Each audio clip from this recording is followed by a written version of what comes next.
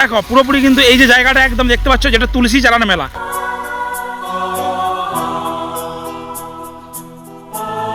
তো নমস্কার, এই মুহূর্তে কিন্তু আমি চলে এসেছি, দেখতে পাচ্ছেন ছাতা মাথায় দিয়ে, আর রেনকোট কিন্তু পরে রয়েছি, কারণ ব্যাপক পরিমাণ বৃষ্টি হচ্ছে। আর এখন রয়েছি একদম সেই কেলেঘাই নদীর উপরে যে ব্রিজ, এই কেলেঘাই নদীর উপর ব্রিজ।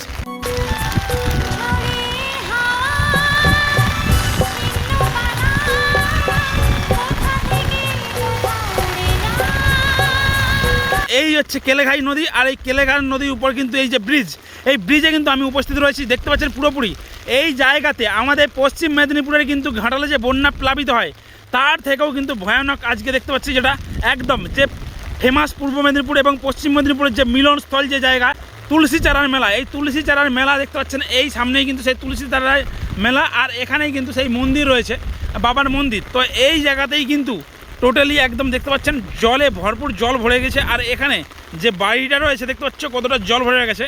আর এই রাস্তা থেকে যত ওই সাইডে যাওয়া যাবে, পুরো রাস্তা কিন্তু জলে ডুবা রয়েছে। সঙ্গে কিন্তু পানার সেই তাণ্ডব এখানেও দেখতে পাওয়া যাচ্ছে। পুরোপুরি দেখতে পাচ্ছেন একদম এই যে জায়গাটা, এই নিচে অংশটা অনেকটা গভীর, আর এই গভীরেই